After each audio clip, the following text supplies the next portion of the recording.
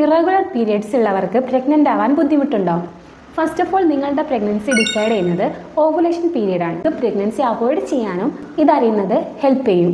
നിങ്ങളുടെ പീരിയഡ്സിന്റെ 16 ദിവസം മുന്നെയാണ് ഈ ഓവുലേഷൻ പീരീഡ് ഉണ്ടാകുന്നത്. ഈ ഒരു പീരീഡിൽ പ്രഗ്നൻസിക്ക് ട്രൈ ചെയ്യുന്നത് ഹൈ സക്സസ് റേറ്റ് ആയിരിക്കും ഉണ്ടാക്കുക. റെഗുലറായിട്ട് പീരിയഡ്സ് ഉള്ള ഒരു സ്ത്രീ വർഷത്തിൽ 12 തവണ ഓവുലേഷൻ പീരീഡിൽ കടന്നു പോകും.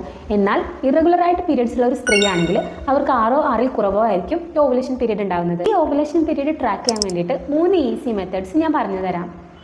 Basal body temperature tracking. നമ്മുടെ ബോഡി ടെമ്പറേച്ചർ എന്നും ട്രാക്ക് ചെയ്യുക. ഓവുലേഷൻ പീരിയഡ്സിൽ ഇതിന് ഒരു ഹൈ സ്പൈക്ക് നമുക്ക് അറിയാൻ പറ്റും. രണ്ടാമതായിട്ട് സെർവിക്കൽ മ്യൂക്കസ് മോണിറ്ററിംഗ്. ഓവുലേഷൻ ടൈമിൽ നമ്മുടെ വജൈനൽ ഡിസ്ചാർജ് ക്രീമി തിക്കായിട്ടുള്ള സ്ട്രെച്ചി മെറ്റീരിയൽ ആയിരിക്കും. മൂന്നാമതായിട്ട് ഓവുലേഷൻ പ്രെഡിക്റ്റർ കിറ്റ് നമുക്ക് മാർക്കറ്റിൽ അവൈലബിൾ ആണ്. ഈ ഒരു അറിവ് നിങ്ങളെ ഹെൽപ്പ് ചെയ്യുമെന്ന് വിചാരിക്കുന്നു.